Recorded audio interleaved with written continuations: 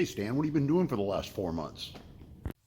Hey guys, welcome to Bar Z. My name's Stan, and yeah, I've been gone for a couple of months. I've been on a very long road trip. I've been living on the road for a long time, but it's finally over. And I was just going to go over the past couple of months with you. And there's enough content here. We could probably do an episode of The Grind. So maybe we'll call this The Grind. I don't know. We'll see what happens when I edit it. But let's start off back at the beginning of August. I'm just going to go through my photo album. It's going to remind me what I did and where I was and what I was doing.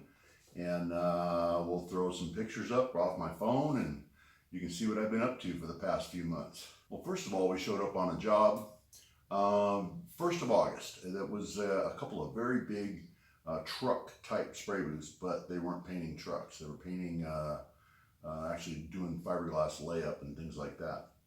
Now, the structural engineer that was there, that was on the site, he made some changes after all the structural iron was built and shipped.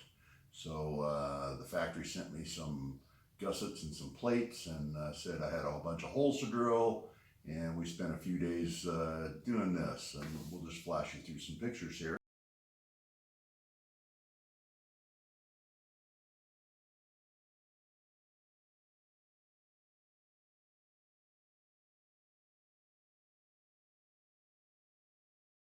And so that was quite a bit of stuff we had to do. You know, we had to do some layout and weld in these gussets and these plates. During that time, I also had to punch some I-beam, and I bought instead of just drilling them, there were 5/8 holes we had to punch in these I-beams. So, and there was over 200 of them. So I started scrambling around to see if I could get maybe an inner pack for my power unit that would hydraulically punch those holes out, or you know what could be done. And finally, I found a tool made by Hogan, Haugen. These are those are the rotary broach people, and typically Haugen is mag drill, rotary broach. You know, pretty good system. I've got a mag drill, but you're still drilling the holes. But there was another one. I was talking to the folks over there, and it was Haugen Ogura, which is a Japanese-made tool, which is an electric punch. And here I'm going to show it to you in action.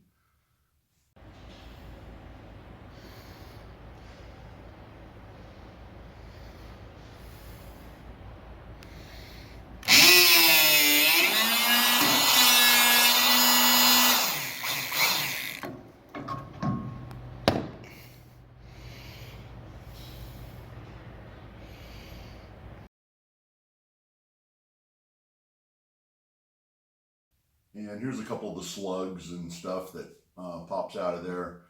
Clean holes, less than 2 seconds per hole. And we just blazed through those things. I made a template. I went around, I punched all the I-beams, and we got all those things done quick. Less than 4 hours, we had all the I-beams on the job punched. And let's go take a look now at standing the steel up. You know, we started standing up the structures, and we wanted to get all those done. We had deputy inspectors out there to inspect our floor anchoring and standing up some steel before any sheet metal goes up at all. Let's go take a look at some still photos of that and what the structure looks like on these two units.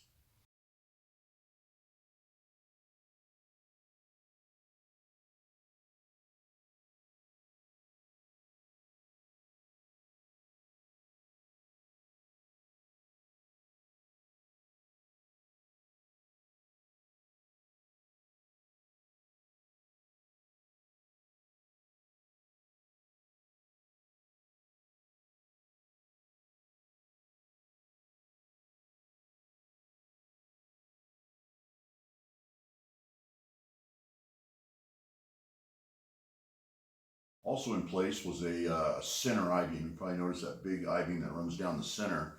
Now he's going to run, he's got a couple of carriers that go onto there, and that's going to take these fiberglass molds through this booth as they get mold prepped and gel coated, and then they start doing the layup and the laminating of the fiberglass. They build them inside out like you do a slot car when you painted your slot car when you were a kid.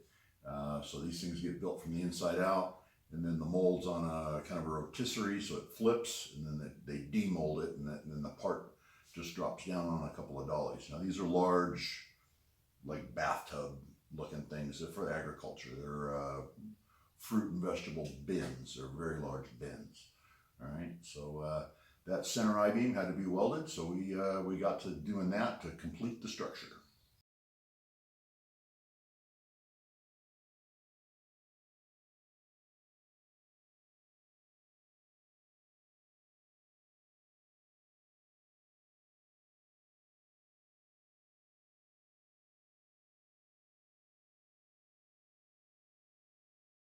So now that the structures are done, we can start hanging sheet metal as seen here.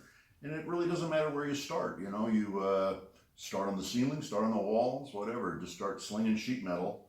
And about this time, Mr. Tom Lipton, who's in the area, who's fairly close, not maybe an hour away, he came over to help. And we were the ground crew. We had my guys up and, up on scissor lifts hanging sheet metal. And Tom and I were working logistics down low. Moving crates around, decrating stuff, getting sheet metal out, getting sheet metal staged in the right order, getting on the forklift and getting it up to the guys. So we had a pretty good workflow, and Tom was a great help. I think that was, he was paying me back for the time I spent with him over at his shop. So appreciate all the time he spent with me, and it's always fun working with him, finding people that can talk and work and have a good time all at once is a godsend. So he was a lot of fun to work with, and we got quite a bit done over those 5 days.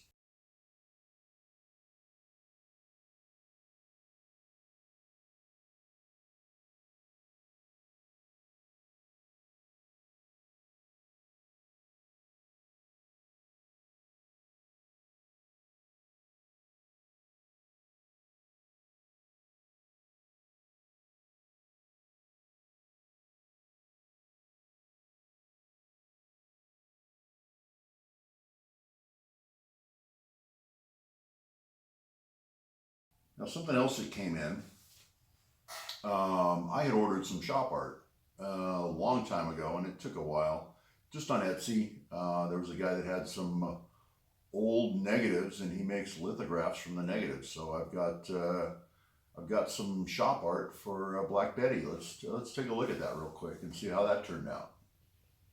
Okay, and here's my new artwork in the shop. And that's taken from a original negative and turned into like a lithograph. But the clarity is pretty good for as large as this thing is. That is a 42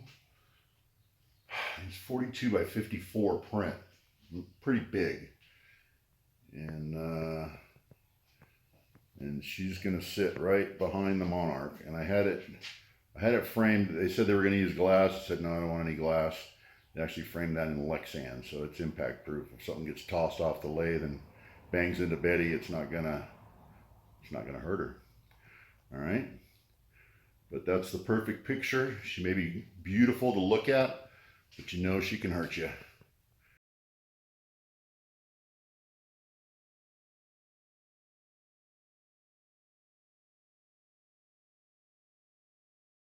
Now, I'm very pleased with the way that looks, and that's the first bit of shop art here at Bar Z. So that graces the wall behind the big Monarch.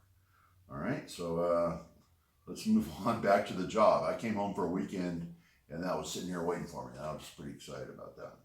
And then bad things started happening. You know, I had my trailer parked out back of the job it's in a fenced area. You know, it's chain linked and barbed wired, and gates that get closed every night.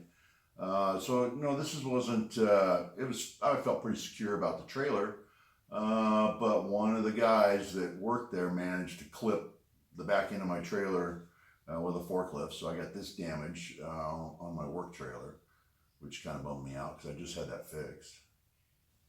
And then I had a little time to myself. We came up on a weekend.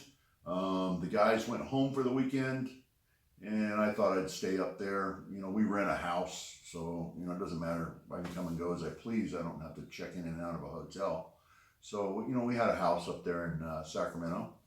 And Tom said, "Hey, I need your truck and you." I said, "Okay, what's up?" He said, "Well, I want to move the EDM. Many of you know Tom just got a brand new wire EDM, brand new to him. So he said, "It's in Diamond Springs. I want to take it over to my place over there in Amador County." And I said, "Yeah, okay, we'll do it." And I think we did it on a Saturday. So in the meantime, I was working on another deal with Mike O'Connor and Phil over at Almost Machining.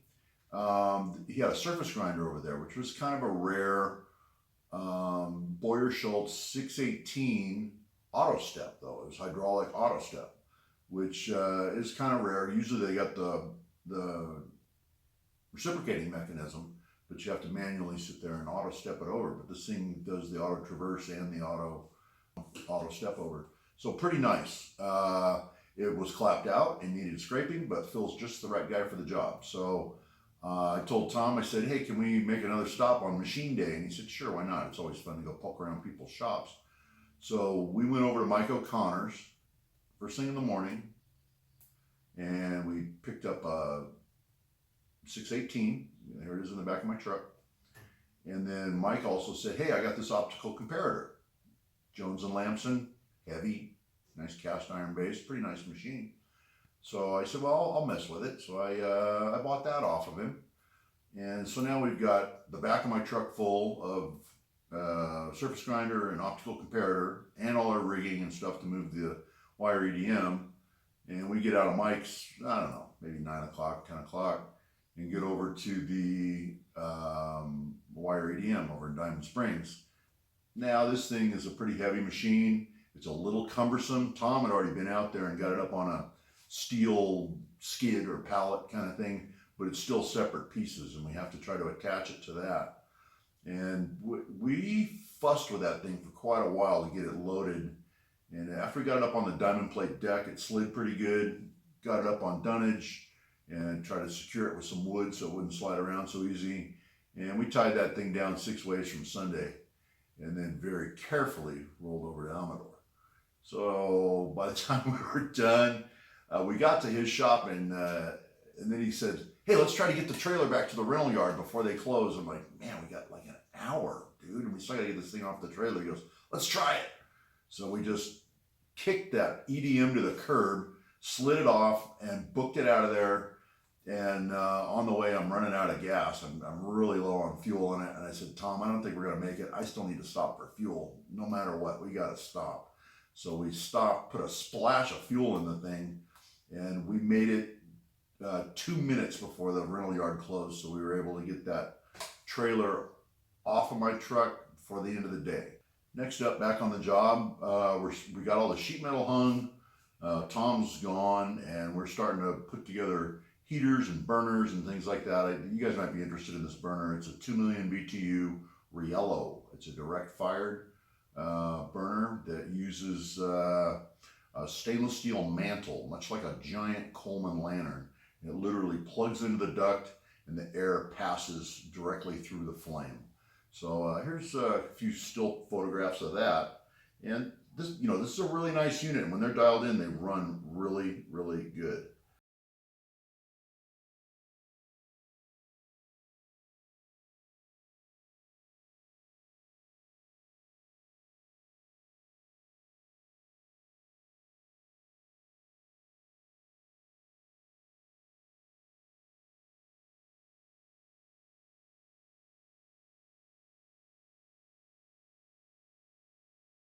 Next up, I was kind of homesick for some barbecue of my own making, and up there there's a grocery store in Northern California called Raley's. We don't have them down here in SoCal, but Raley's sells Harris meat, and any of you from California know that the Harris Ranch has some pretty damn good meat. So nice tri-tip. Here's the tri-tip, cooked and cut open. And they're consistent time after time. You'll always get a good chunk of meat.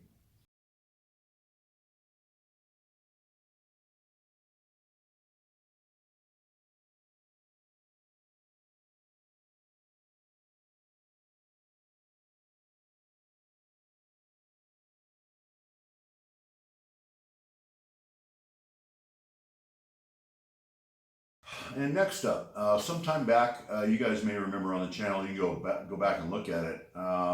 It's a rigid power takeoff that I made for my rigid pipe threader.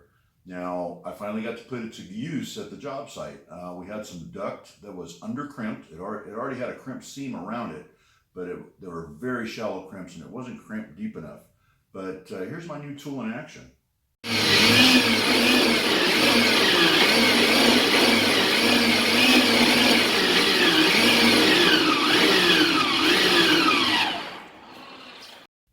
And literally that very same day, the customer was pulling out light fixtures out of the building.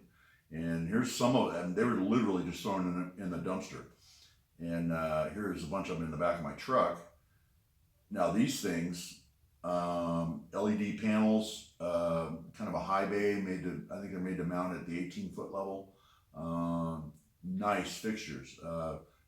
I took some to Tom, Mike O'Connor got some, and some of them went over to old Dale Derry, if you remember that boy, even though he doesn't make videos much anymore. But Dale did get a few of those units.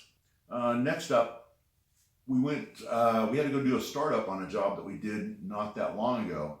And it was a sandblast booth. You can go back on the channel and look at that. We did a sandblast booth, and a lot of people are asking about the air wash. Now, this is very difficult to film, but we went down there, we got the thing started up, and now we're running around trying to find some dirty media, of all things. Usually you want clean media in a sandblast booth, but we were looking for dirty media to run through the air wash.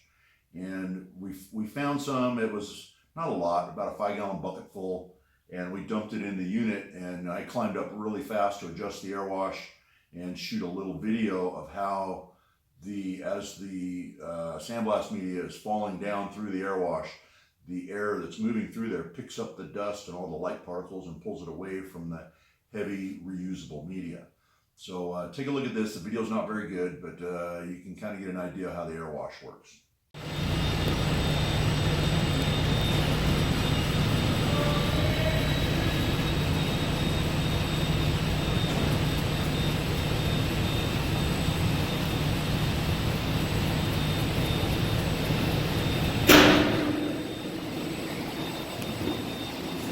And next up, back at the Sacramento job, after we're done with Atwater, we went back up to Sacramento, started hanging doors. You know, we've got our structure up, we got all the sheet metal hung, we're ready to start hanging doors on the thing and finalize the heater. Here's the heater all put together with the blower and everything.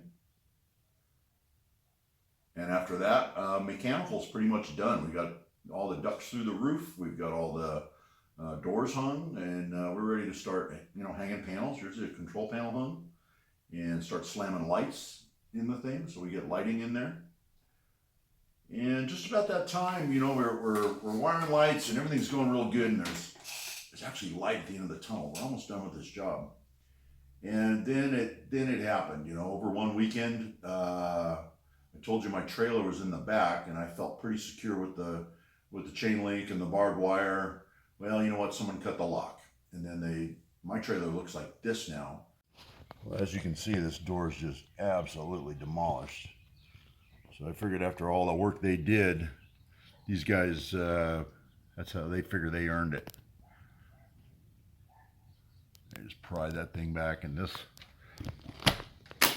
lock here is completely missing the pin, or the cylinder, or whatever you want to call that thing that goes in there. It was just laying on the ground.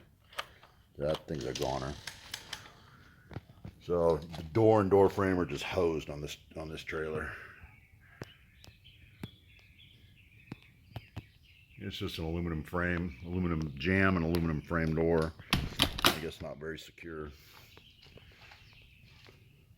But it's a continuous hinge, so they couldn't just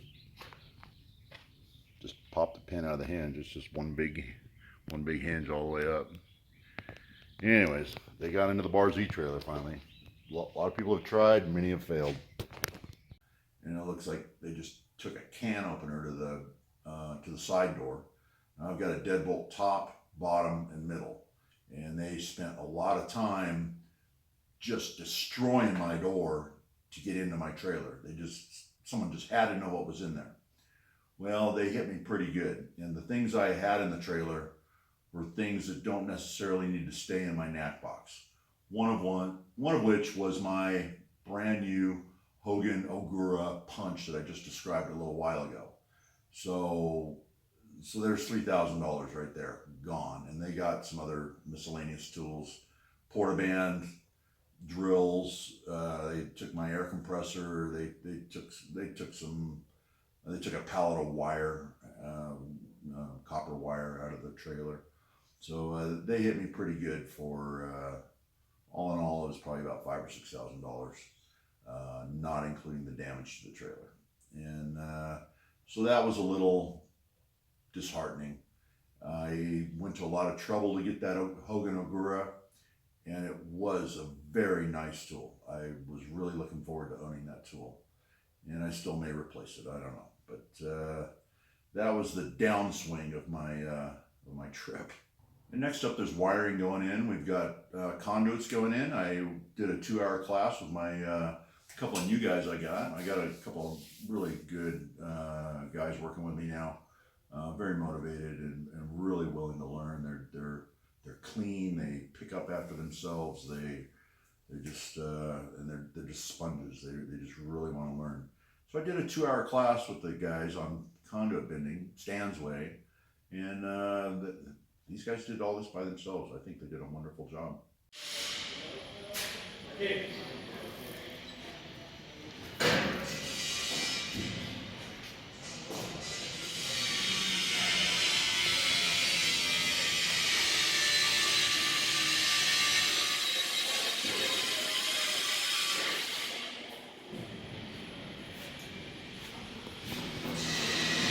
And another thing, we've got a tool that didn't get stolen, thankfully. I had literally just taken this out of the trailer 2 days before the trailer got hit, was my electric fish tape. Now, what people don't really realize about these is they put on the fish tape that's pulling wire. When you're pulling by hand, you pull and you reel, and you pull and you reel. And that causes, if you're too jerky with it, at the other end, you're backlashing your reels badly. But with the Milwaukee, you give it one long, steady pull, and your reels just feed out so nice, and they don't backlash. And it's a pleasure to pull wire. It doesn't matter what end you're on. If you're on the feeding end or on the pulling end, it's just a pleasure to pull wire.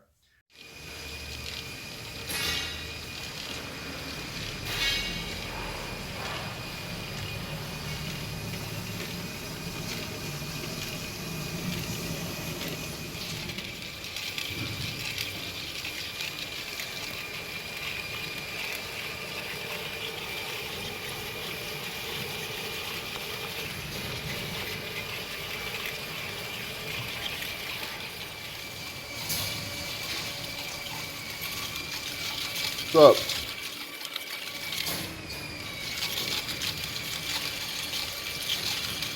So that was the first big job I did with the electric fish tape. You know, where I had to pull quite a bit of wire. We pulled several thousand feet of wire in just a few hours. So that's the name of that. So that's kind of a follow up on the electric fish tape. So now we're done with that. We're starting to burn lights. You know, we got some lights in the booth. We can fire them up in zones. We don't have any power yet in the building, but we're starting to burn lights in zones and test our circuits and ohm out all our door limit switches, make sure they're going to function. And you know, now's the time. The 2 booths are complete. We're ready to walk away from those, and we're going to go back to the. There's a 3rd booth we have to put in. It's strictly a sanding booth, no heaters, anything like that. And compared to the other booths, it's very small. It's 30 feet wide, 14 feet high, and 10 foot deep.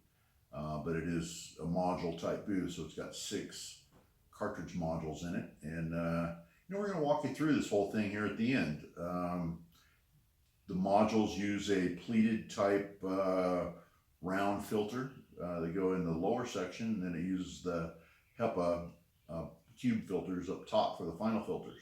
So your primary filter is a 5 micron, and then it passes through the system, the blowers and everything. And then when it gets up to the upper box, they go all the way down to 0.5 micron. So it really takes out quite a bit of the stuff there on the final filter.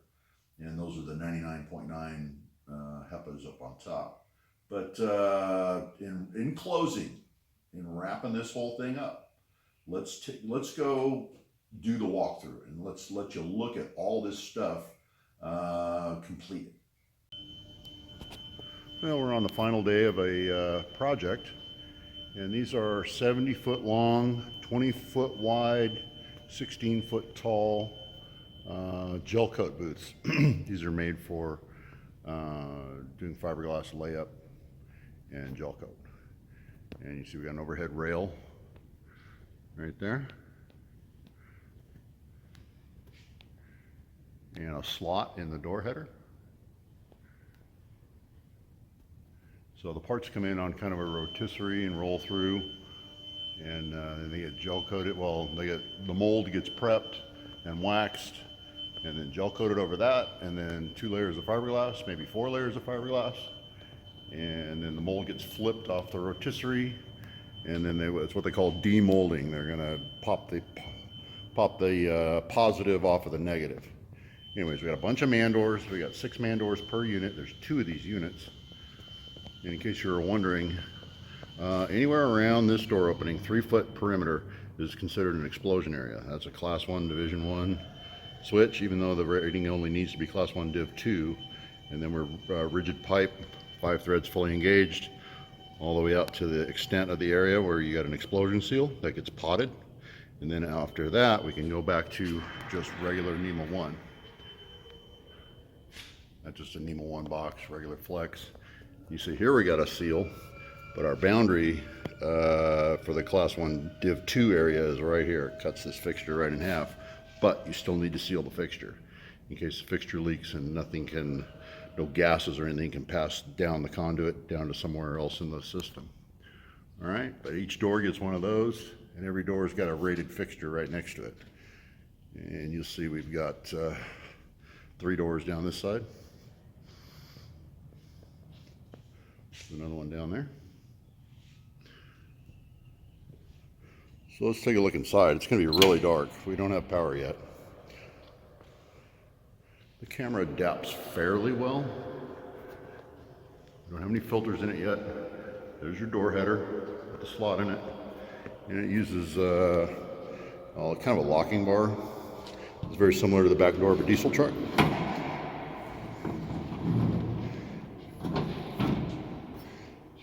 Maybe get a little light in here so you can kind of see what's going on. These turkeys open.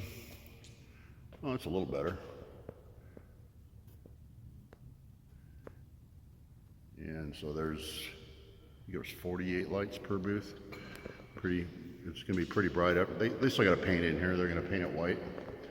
And we actually had a building column come down inside the booth, but we knew that was gonna happen. We spotted that on paper. Customer said he didn't care, so we had to flash around that area there.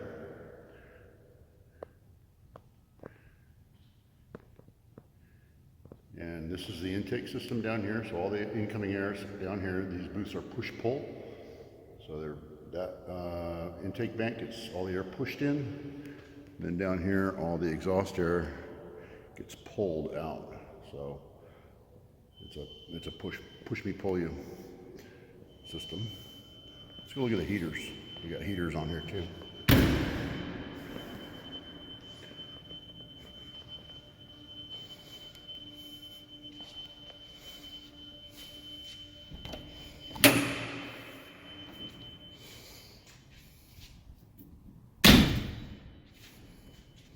Same thing on this side of the booth.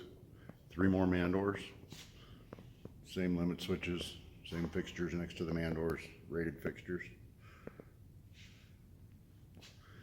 And these are paint mixing rooms that are going to be double drywalled. They're actually dispensing rooms. This is where they dispense their resins out of these 2 rooms here. We didn't do that. That's for someone else. But we do have a very large intake system. Let me try to get back far enough here where I can get the whole thing. This is considered a vertical unit. And that duct you see up here, right there, that bridges over to that intake plenum that I showed you. And this is a 2 million BTU direct fired burner made by Riello. Control panel and VFD. The intake motor is on a variable frequency drive, so we can, during the cure cycle, we kill the exhaust fan and just run the intake fan at half speed, and it just kind of pumps the hot air into the booth, and the exhaust fan's not sitting there sucking it all out. But then when you go into spray mode, this fan goes to 100% and the exhaust fan comes on 100%. Then that round duct goes up through the roof of the building, right up there. All right. So that's this is where they're going to control it. So they got one here and one here, and then you've seen all this on one booth. Well, guess what? There's a mirror image right there. Same thing all over again. So he's actually got two of these units. We're on final cleanup on this one. Probably hear a scissor lift cruising around inside of there. They're touching up caulking and doing a couple things over there.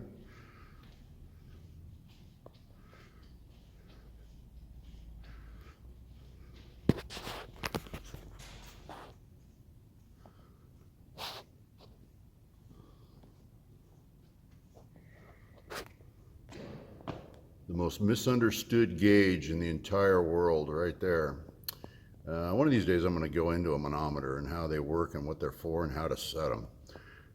But that is for a little $45 piece of junk gauge, they are seriously misunderstood. Let's walk through here. Like I said, we're just doing a little bit of touch up. Jeff's up there just caulking his heart away.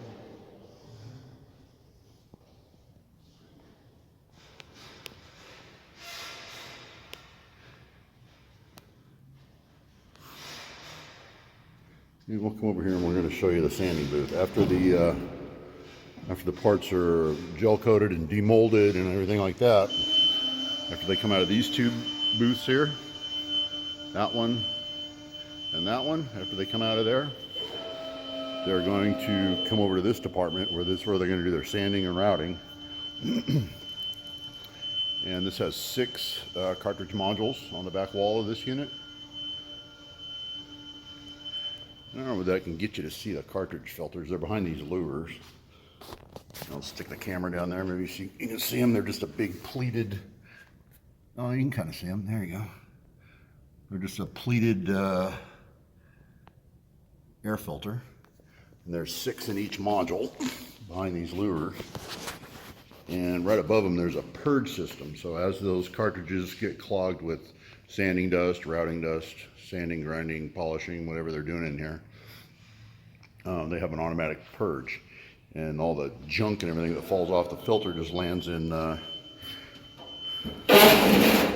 drawer right there. So they just pull that drawer out and dump it in the trash. All their crap goes, just lands right there. All right.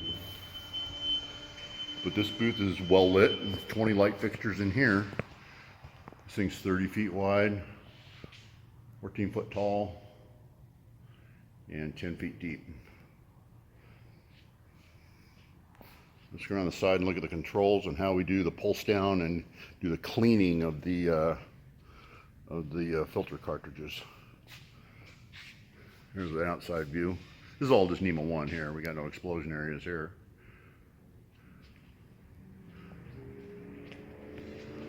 But up top you got, there's 6 fans on top of 6 modules. And then each module has a solenoid and an accumulator type tank. This goes down to an airline. We got a flex hose there, and we reg this down to, they run good between 50 and 70 PSI. So we can adjust pressure here, and that feeds all the accumulator tanks, all these white accumulator tanks down here. And then these put off a pulse, and what that's going to do, they open for just milliseconds, and it's all via a timer board. And when it goes into pulse or automatic pulse down, those it's going to reverse pulse those cartridge filters and blow all the face load junk off of them, so everything can fall down into the drawer. So there's 18 solenoids that had to be wired.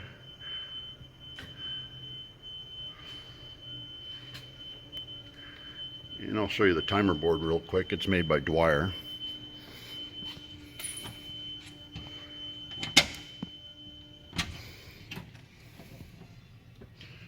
This is your timer board right here. It's controllable. You can set your on time, your off time, how many cycles, how many solenoids you got hooked up to it. So we got 18 solenoids here. All those blue wires go to, every wire is one solenoid. So you control how many pulses it's going to do, how many times it's going to make the rounds, because it just pulses 1, 2, 3, 4, 5, 6, all the way through 18. Then it'll start back over.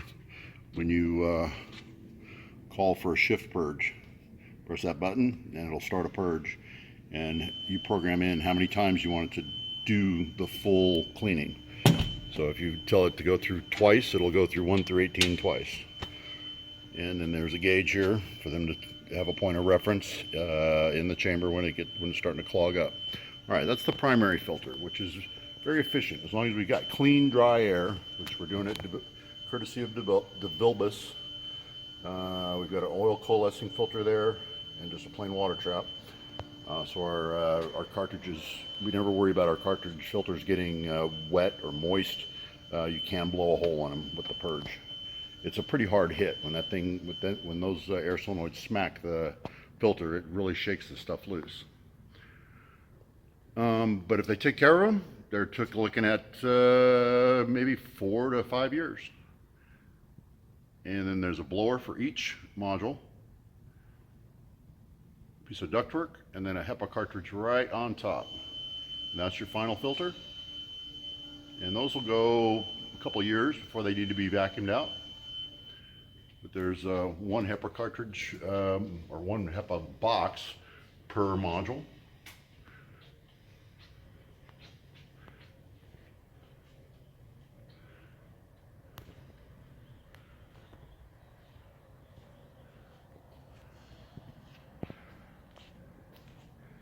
And that's everything there is to a sanding booth. All right, guys, thanks for watching. Okay, guys, that's where I've been for the last couple months. I appreciate you watching. Hope you didn't find this too boring. Well, if you did, you just turned it off. That's fine. But, you know, we covered a lot of ground in 2.5 months. So it's been August, September, and the first couple weeks of October. Next up, I'm heading to BattleBots. I got like 4 days to get ready for BattleBots, and I got to get over to Vegas and get ready to work with Lincoln Electric for a few days. So make sure you tune in to that. I believe that's on Discovery Channel. They're shooting season 7 right now. So we're on a BattleBot adventure next. I'm gonna hook up with Jim Bollinger over there, Lincoln Electric, our buddy Britt Schwotzer from Lincoln, and hopefully we'll have a good time. We had a pretty good time last year. All right, guys, thanks for watching, and we'll see you on the next one.